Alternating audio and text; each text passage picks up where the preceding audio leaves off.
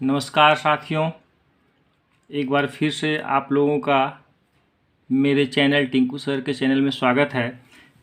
मैं आप लोगों को आज पिछले वर्ष 2022 की मैट्रिक परीक्षा में जो हिंदी ए का मल्टीपल चॉइस क्वेश्चन बहुविकल्पीय प्रश्न 40 अंकों का पूछा है, उसके बारे में आप लोगों को मैं बताऊंगा ताकि आप लोगों को एक पैटर्न के बारे में पता चल सके। इसके पहले मैं सोशल साइंस, मैथ, विज्ञान आदि प्रश्नों का पिछले साल का हल करके अपलोड कर चुका हूं। आप लोग देख चुके होंगे, नहीं देखे होंगे तो ज़रूर देख लीजिएगा ताकि आपको अंदाज़ा मिले। मैं आपको बता दूं यहाँ पे कि ये हिंदी बहुत आसान होता है, बस एक पैसेज होता है ना, जिसको हिंदी में, इंग्लिश में भी इसी तरह का प्रश्न पूछता है जिसको पैसेज कहते हैं, हिंदी में उसको गद्यांश कहते हैं।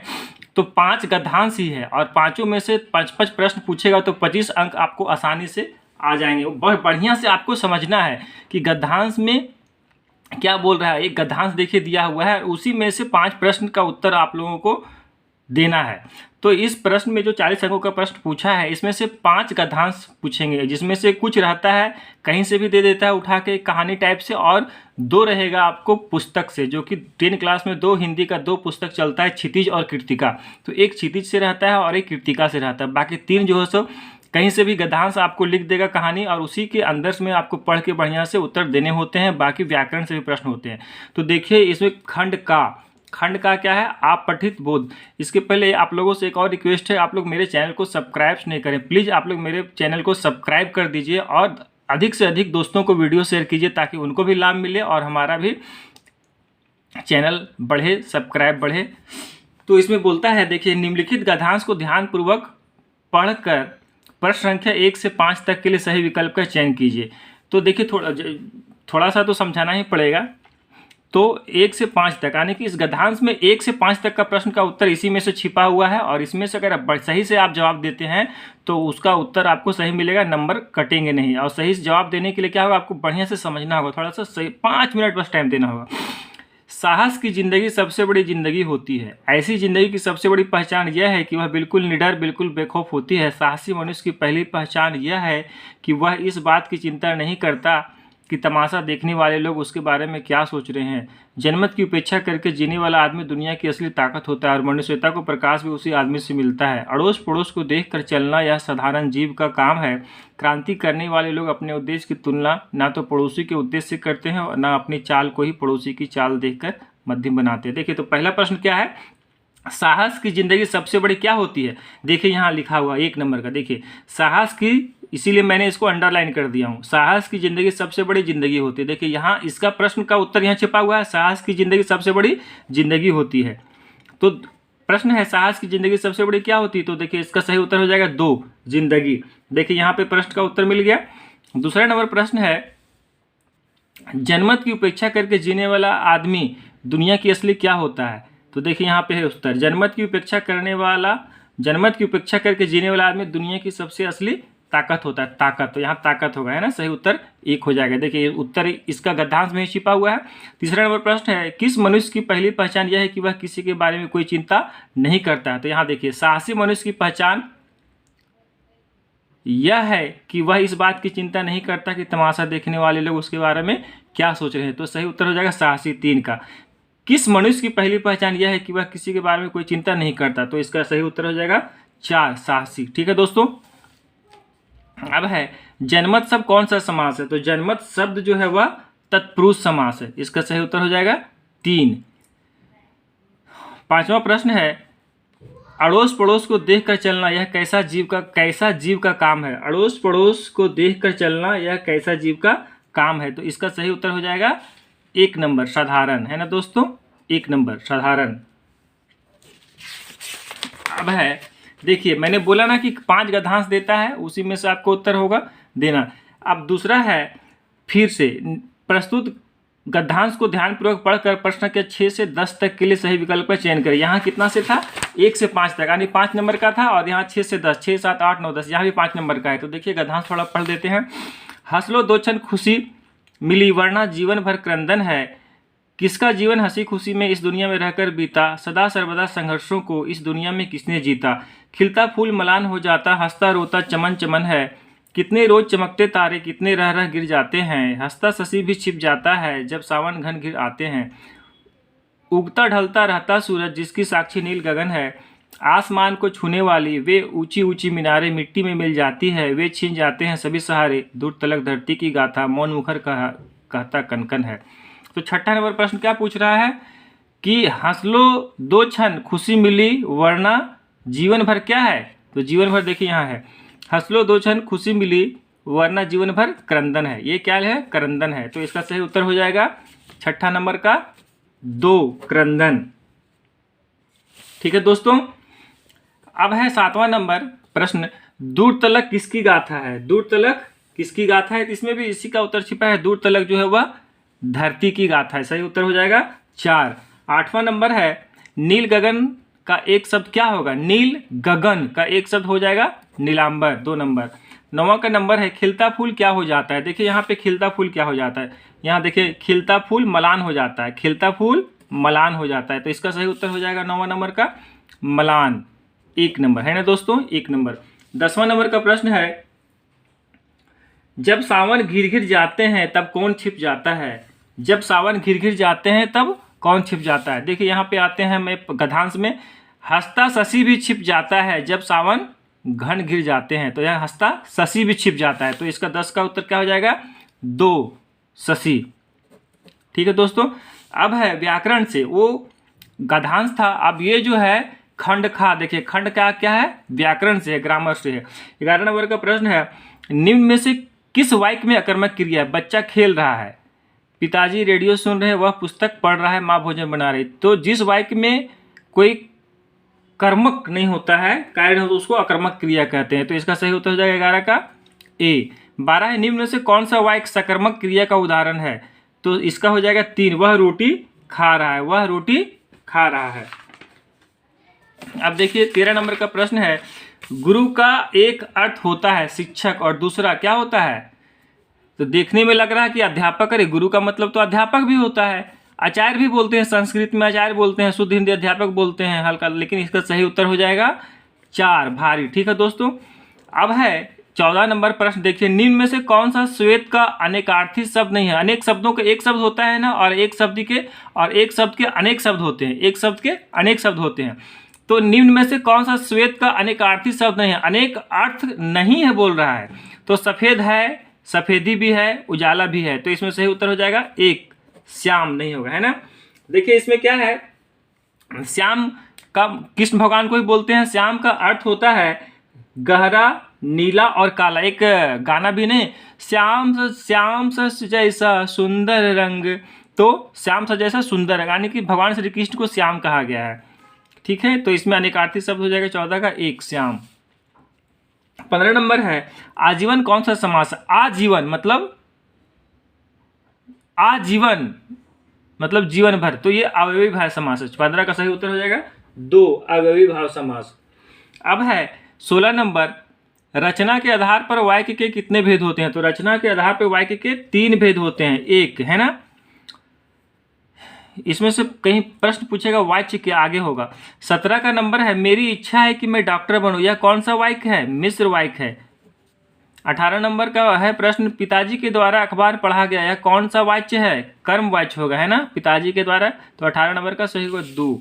19 नंबर का प्रश्न है, विद्यालय घर के ... है, क्या है, विद्यालय घर के निकट है, दूर है, विद्यालय घर के दूर है। विद्यालय घर से रहता तब हो जाता दूर, विद्यालय घर से दूर है, विद्यालय घर के दूरी है, ये भी नहीं होगा, विद्यालय घर के नहीं, विद्यालय घर से सटा है, विद्यालय घर से, तो यहाँ हो जाएगा निकट। तो 19 नंबर का सही उत्तर हो जाएगा निकट, विद्यालय घर के निकट है। अब 20 नंबर का प्रश्न है, वाक्य कितने प्रकार के होते हैं। देखिए यहाँ पे क्या पूछा था, रचना के आधार पे वाक्य के कितने भेद होते हैं, तो 3। और 20 नंबर का प्रश्न है, वाक्य कितने प्रकार के होते हैं, तो ये भी 3। तो 20 का सही उत्तर हो जाएगा 3 1। अब देखिए हम बोले ना गद्यांश 5 तो पूछता है, तो पहले हम लोग 3 गद्यांश पढ़ चुके हैं, 2। अब है प्रस्तुत खंड गा पाठ्य पुस्तक, यानी ये किताब से है, वो कहीं से भी उठा के दे दिया था, कहानी पैसेज है ना, गद्यांश ये किताब से है, लेकिन जो 10 क्लास में किताब चलता है। प्रस्तुत गद्यांश को ध्यानपूर्वक पढ़कर प्रश्न संख्या 21 से 24 तक के लिए सही उत्तर का चयन कीजिए। तो 21 से 24 यानी 4 प्रश्न इसमें से, 21, 22, 23, 24 ये क्षितिज पुस्तक से है। हिंदी में आपको किताब चलता है ना क्षितिज और कृतिका, तो ये क्षितिज से है। अब देखिए थोड़ा सा हम गद्यांश पढ़ देते हैं। फसल पदांश, सॉरी ये गद्यांश नहीं है पदांश है। फसल क्या है? और तो कुछ नहीं, वह नदियों के पानी का जादू है, वह हाथों के स्पर्श की महिमा है, भूरी काली संदली मिट्टी का गुणधर्म है। मिट्टी का गुणधर्म है, क्या बोलता है? मिट्टी का गुणधर्म है। रूपांतर है सूरज की किरणों का, सिमटा हुआ संकोच है हवा की थिरकन का। आप लोग अगर इसको पढ़िएगा तो आसानी से समझ में आ जाएगा। उपयुक्त पदांश के कवि कौन है? तो उपयुक्त पदांश के कवि जो है वह नागार्जुन है। तो 21 का सही उत्तर हो जाएगा 2। अब है फसल किसका जादू है? फसल किसका जादू है? देखिए यहां लिखा है फसल क्या है? और तो कुछ नहीं, वह नदियों के पानी का जादू है। नदियों के पानी का जादू है ना। जहाँ बोलता है फसल किसका जादू है, तो ये है नदियों के पानी का जादू। 3 सही उत्तर। फसल किसका गुणधर्म है? देखिए यहाँ लिखा है हाथों के स्पर्श की भूरी काली सिंदली मिट्टी का गुणधर्म है। तो फसल क्या है? मिट्टी का गुणधर्म है। फसल क्या है? मिट्टी का, नहीं सॉरी नदियों का, हाँ फसल किसका है? मिट्टी का गुणधर्म है। तो 23 नंबर का प्रश्न हो जाएगा उत्तर, फसल किसका गुणधर्म है? मिश्रित मिट्टी का गुणधर्म है। अब है चौथा नंबर, फसल किसका रूपांतरण है? 24 का फसल किसका रूपांतरण है? तो यहां देखिए क्या लिखा हुआ है, हाथों के स्पर्श की महिमा है, भूरी काली संदली मिट्टी का गुणधर्म है, रूपांतरण है सूरज की किरणों का, रूपांतरण है सूरज की किरणों का। तो फसल किसका रूपांतरण है? सूरज की किरणों का। भूरी काली संदली मिट्टी का गुणधर्म है, रूपांतरण है सूरज की किरणों का। तो इसका सही उत्तर हो जाएगा सूरज की किरणों का। ठीक है दोस्तों, फसल किसका रूपांतरण है? सूरज की किरणों का। सही उत्तर 3 हो जाएगा। 25 नंबर का है सूरदास की काव्य भाषा है। सूरदास की काव्य भाषा क्या है? ब्रज भाषा है। 26 का है गोपियों ने किसे भाग्यवान कहा? उद्धव को भाग्यवान कहा था। 27 नंबर का प्रश्न है उत्साह कविता में कवि ने किसे गरजने को कहा है? तो ये बादल को गरजने को कहा था। सही उत्तर हो जाएगा 2। 28 का है विकल विकल उन्मन थे उन्मुक्त उन्मन पंक्ति किस कविता की है? यह उत्साह कविता का। तो 28 का सही उत्तर 1 हो जाएगा। अब देखिए फिर से गद्यांश आ गया। प्रस्तुत गद्यांश को ध्यानपूर्वक पढ़कर 29 से 32, 29, 30, 31, 32 यानी कि 4 अंक का प्रश्न है तक के लिए सही उत्तर का चयन करें। हलदार साहब को पान वाले द्वारा एक देशभक्त का इस तरह मजाक उड़ाना जाना अच्छा नहीं लगा। मुड़कर देखा तो वह अवाक रह गए। एक बेहद बूढ़ा मरियल सा लंगड़ा आदमी, सिर पर गांधी टोपी और आंखों पर काला चश्मा लगाए, एक हाथ में एक छोटी सी संदूक कच्ची और दूसरे हाथ में एक बांस पर टंगे बहुत से चश्मे लिए अभी अभी एक गली से निकला था और अब एक बंद दुकान के सहारे अपना बांस टिका रहा था। तो इस बेचारे की दुकान भी नहीं, फेरी लगाता है। हलदर साहब चक्कर में पड़ गए, पूछना चाहते थे इसे कैप्टन क्यों कहते हैं, क्या यही इसका वास्तविक नाम है? देखिए इसी से प्रश्न है गद्यांश से छिपा हुआ।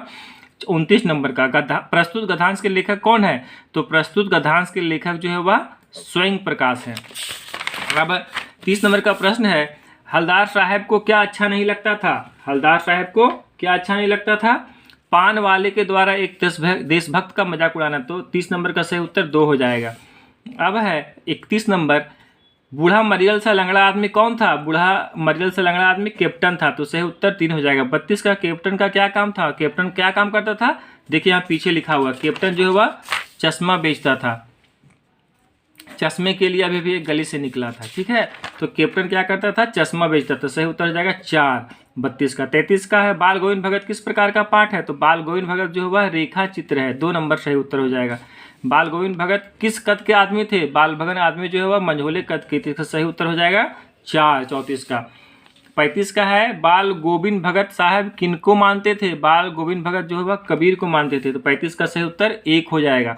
36 का प्रश्न है बाल गोविंद भगत की संगीत साधना का चरम उत्कर्ष किस दिन देखा गया? जिस दिन उनका बेटा मरा। तो इसका सही उत्तर हो जाएगा 4।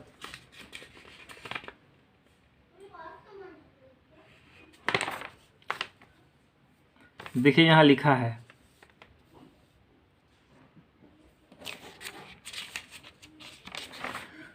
ठीक है दोस्तों,